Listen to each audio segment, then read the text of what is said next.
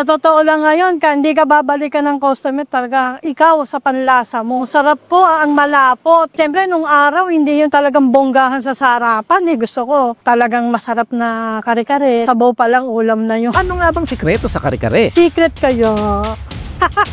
Diba? Dapat secret ni Mama Ena yung para puntahan nyo. Kung nakita nyo pong tao, wala pong pated. Parang ayaw nila maubusan. Alas 6, nakapila na sila. Makulay, malapot at masarsa. Kare-karing baka na may nguso, balat at tuwalya. Sugurin natin at tikman. Itong pinipilahang kainang matatagpuan dito sa tinaguriang home of the famous pansit, Malabon.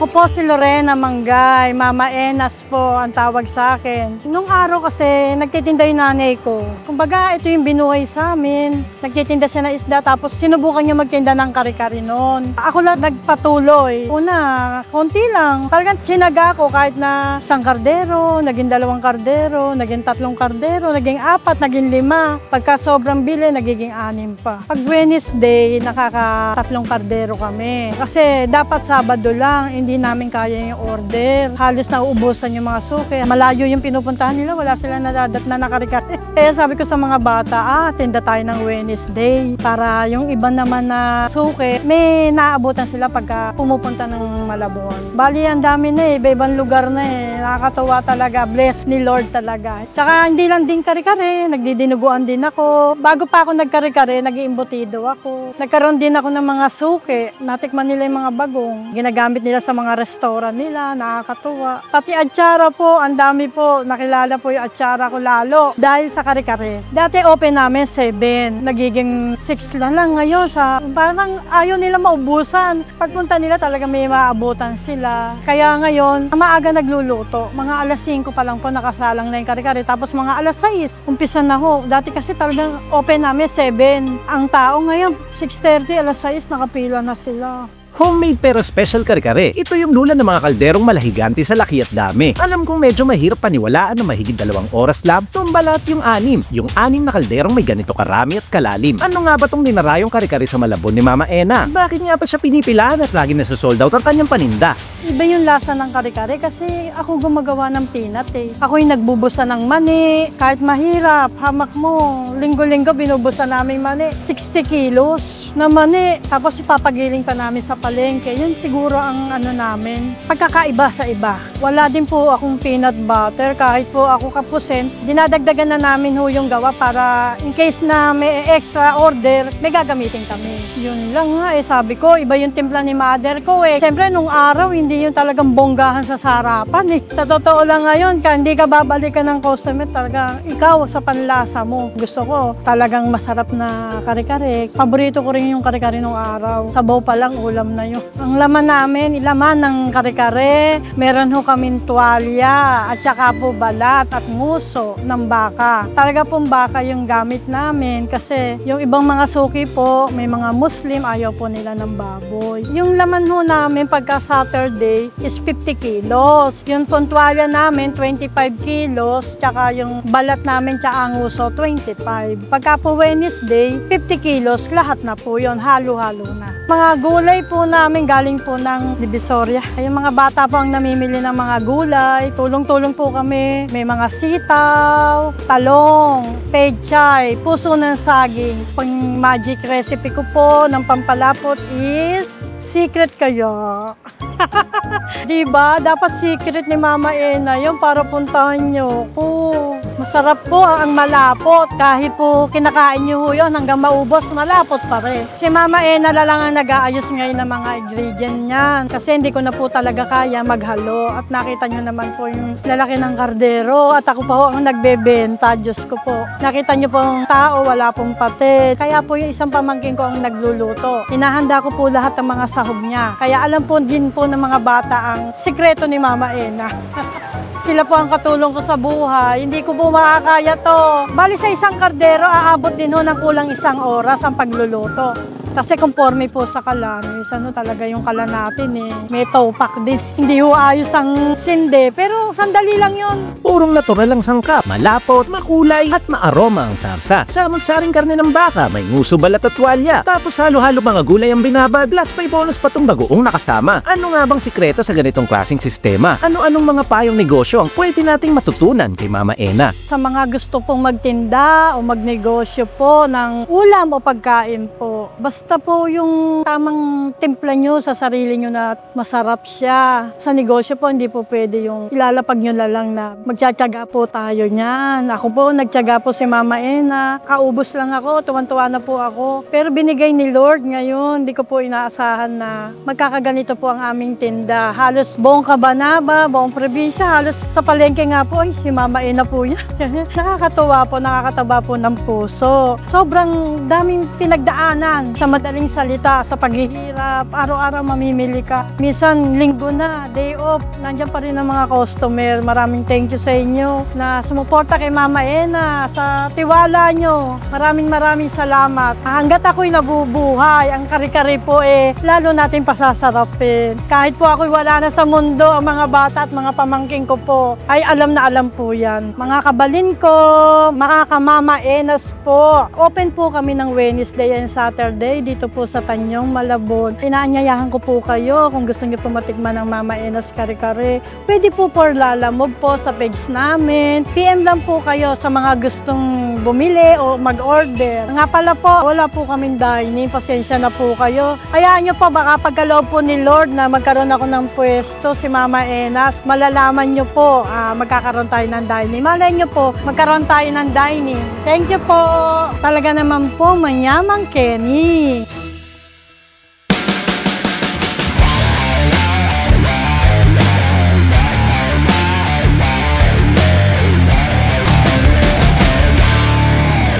Malanta na mga kap! Kainan na mga kap! At welcome dito sa Malabon para tikman itong pinipilahang Mama Enas Kare-Kare at syempre ang muling pagbabalik at bisita nating muli, Camera Woman. Hi, Cam Station! Wala akong nabasang pangit na comments so nandito. Wow!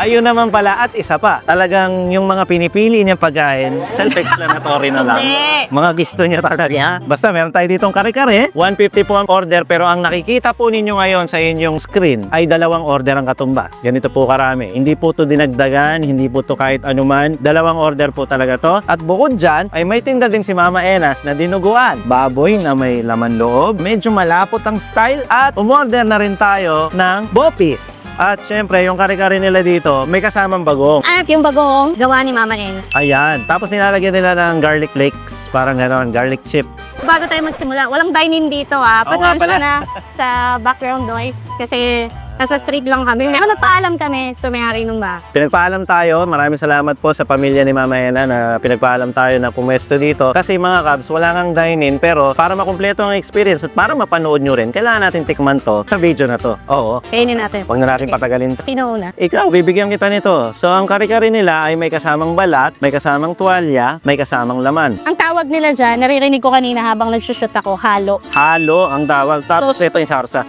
Pag sinabing halo, lahat nando. Ako naman, lalagyan ko na ng gulay yung sa akin, tsaka karne ng baka. Tikman muna natin siya na walang bagoong. Sige. Magkakamay ka agad? Yes! Hindi, may kutsara. Tikman na lang. Hindi! Mas masarap pag kinakamay. Sige. Okay lang. Parang baliktad na Kutsara. kapso. Yung lalaki nagkutsara, yung babae nagkamay. Cheers! Creamy. Pero, hindi sa lasang peanut butter. Maning-mani. Yung dinurog, yung aroma. Yung aroma ng mani. Alam mo nung pagsubo ko, naintindihan ko na kung bakit ang dami umumagdam sa kanya. Actually. Sarap! Ang sarap kami! Uy, Ay, sorry. isihan mo lang. Nag-uumpisa ka pala. Uy! Habang kumakain kami ngayon, tingnan niyo po ang pila sa kabilang side ng daanang ito.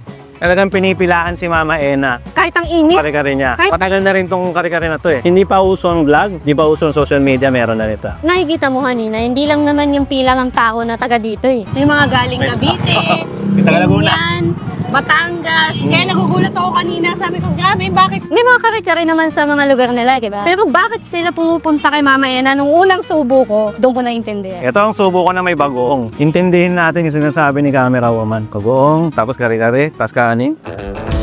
Okay ka din. Best partner, kung patitikman mo ako nito tapos iba yung bagoong na ibibigay mo, mag-iiba yung perception ko sa kare-kare. Perfect for Pares talaga. Parang made for each other. May lang nakakatilim na kaya kung kare-kare. Mga kabs, yung sauce niya. Totoong mani, yung nagpalabo sa kanya, yung giniling or dinikdik o dinurog na bagay talaga siya dito eh. Kanin eh. Kasi di ba, hindi mo maintindihan bakit lumapot ng ganyan. Eh, wala namang cornstarch, wala namang ano. Hindi lang siya basta kare-kare pambahan. Hindi ko alam anong level to ng kare-kare. Parang Sunday meals with Pang fiesta. family. Oo, hindi kahit hindi fiesta eh. Yung pupunta yung mga pinsan mo sa mga ay ng ganito, bibisita sir ganito. Nahiya naman ako, kamay ka nung kamay din. Subukan naman itong dinuguan ni Mama Ena. Understood na tayo na okay yung kare-kare talaga. Dito naman tayo sa Pero, pasensya na kayo magiging messy. Napili ko pa magkamay sa dinuguan. Kamusta? Hindi masyadong ramdam yung asim. Nasa salty side siya.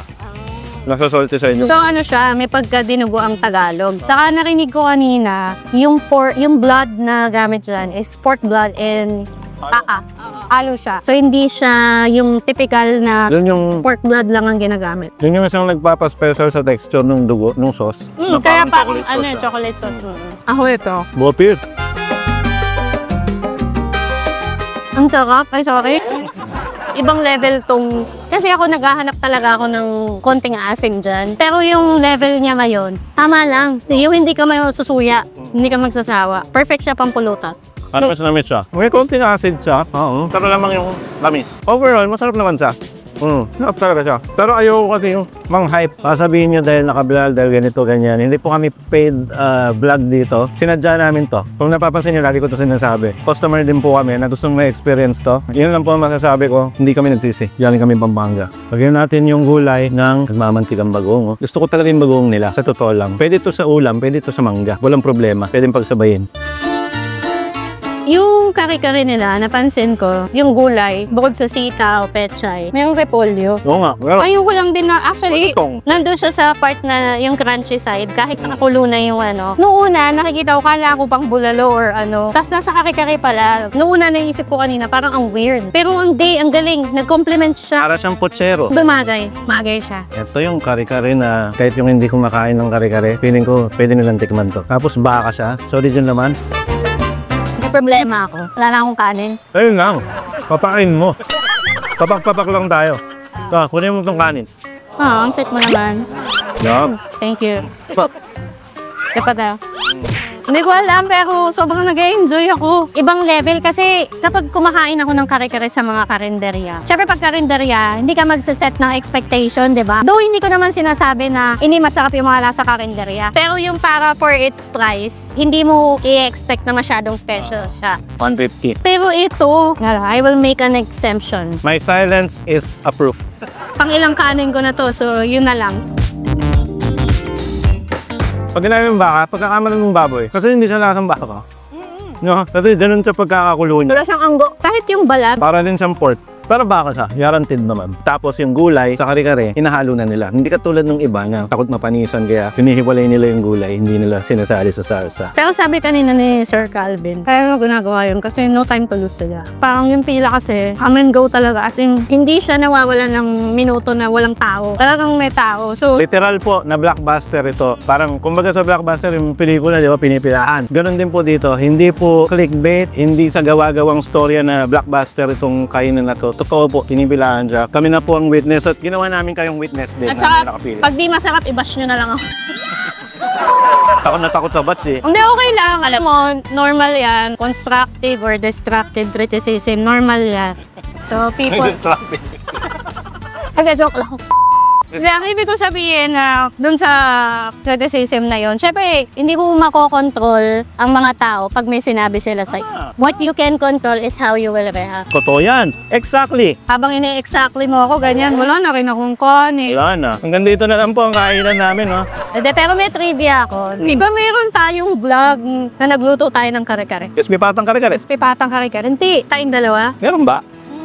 Sa dami na po ng vlog, minsan hindi ka na maalala to. Noon pa, hindi pa tayo masyadong kilala ng Cub Station. Nung tayo pang dalawa. Tapos, Tayo pa rin naman ngayon, ah. hindi, nung tayo pa. Hindi, nung tayo pa yung nag-host. Kaya lang kasi medyo camera shy talaga ako. Tapos, syempre, mahirap i-juggle yung time na nag-aalaga sa mga bata. At the same time, kuya, mabaho. And at the same time, nagbablog ka. Pero I don't want na itigil mo yung pagbablog. So sabi ko sa'yo, whatever happens, babdinyo mo lang. Kasi Itong buhay na to. hindi, naniniwala talaga ako na may... Kain lang tayo. Naniniwala ko na may isa lang na nanonood sa'yo, ibig sabihin may isang sumusuporta sa'yo. Dadami at dadami din nila. And kita mo naman, di ba? Kaya thank you, Fab Station. Iba yung journey na to. Ito yung journey na nakakabusog, hindi lang sa literal na nabubusog ka. Pati yung mga puso namin nabusog talaga. Over the years, parang more than 5 years na itong nangyayari. Ang dami na rin namin natutunan sa buhay, ang dami na rin nabago, ang daming naging improvement sa buhay. Pati na rin sa personal, parang nag-upgrade yung personality. Kung dati, kami, mga tahimik na tao, hindi nagsasalita na mukhang weirdo, na nasa isang sulok, hindi kumikibo. Ngayon, hindi na ganon. Maraming tinuro sa amin ng Cub Station. Ako dati mainitin ang ulo ko, mas mainitin ako. Pero joke. Ganun talaga ang buhay. Minsan, it comes with the age eh. Nagmamature din, parang ganon. Saka iba yung pressure. Alam mo sa Tokawala Cubs Nation, iba yung pressure ni Cubs Chess but when it comes to making content. Kasi hindi kami, ayaw namin nung basta na lang makashoot. Yung kunwari, makapag ganun ka lang, okay na yun. Tapos i-upload na namin sa YouTube, tapos okay. Siyempre gusto namin yung nasa-satisfy yung viewers. Hindi na siya para sa akin, para sa concession na siya. Wala nang satisfaction na, uy, gusto ko ganito. Laging kasama kayo sa plano. Siyempre gusto naman nanonood sa'yo kasi sila yung nanonood. Kaya umihingi po ako ng pasensya, paumanhin sa mga nagme-message sa amin na minsan hindi na namin na pagbibigyan. Pa-vlog ako nito, pa-vlog ako niyan. Marami po kaming message na gano'n. Magiging honest na po ako, more than thousands na po yata ang lumapit sa amin na gano'n. May pagdahan sila, kusyalan nyo naman kami dito, ganyan-ganyan. Hindi po namin mapabiya sa dami po.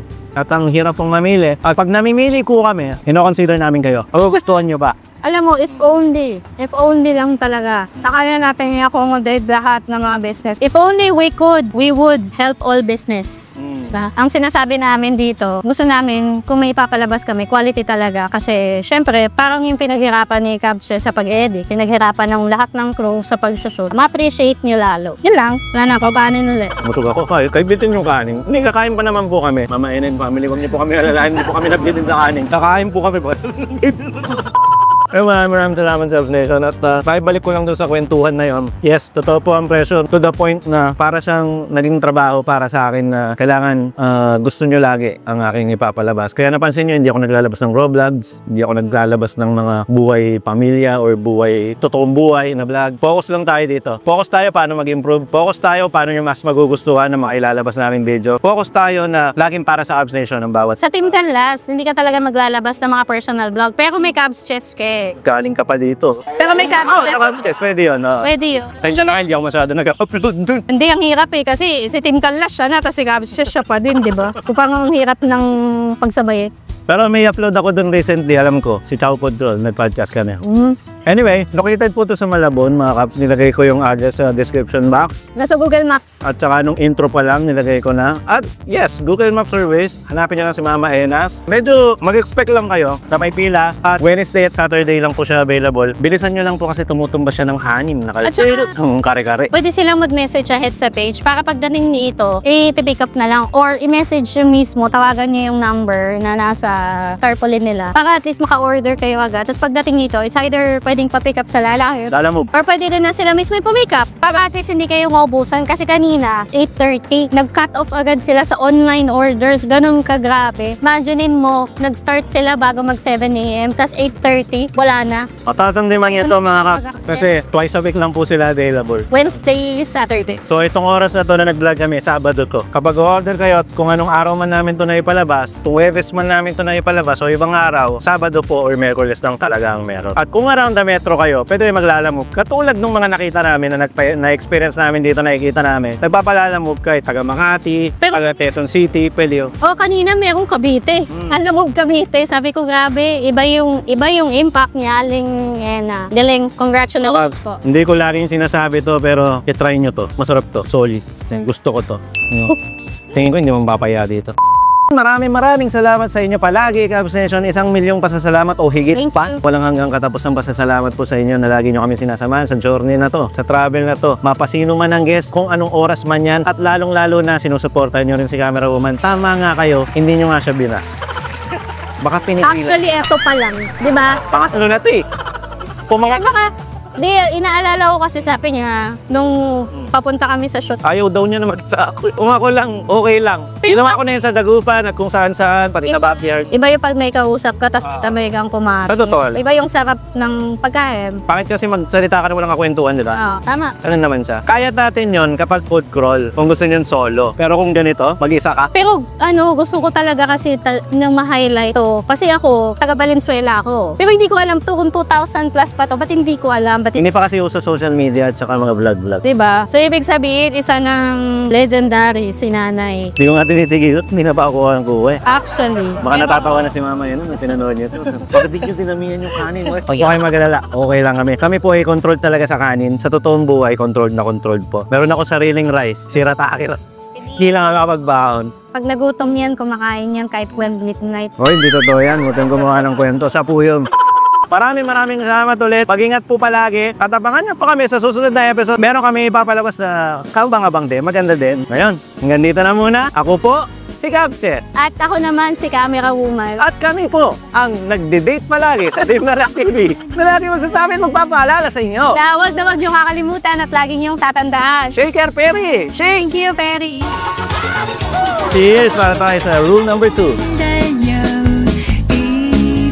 Sugod na sa Malabon dahil talaga naman, manyaman! Kenny! Bye! Peace out mga Cabs! Ay, maraming salamat kay Mama Hena and family. Mama, Ena, and family. Sa 7 niyong anak at sa mga pamangkin. Tulong-tulong sila, nakalimutan ko lang ikwento. Nasa isip yung kanina.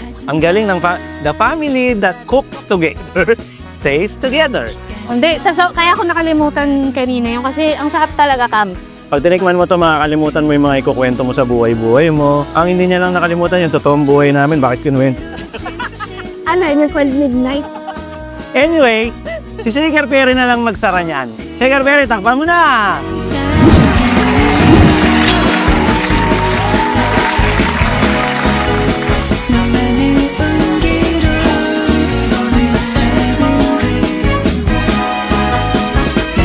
안아주겠니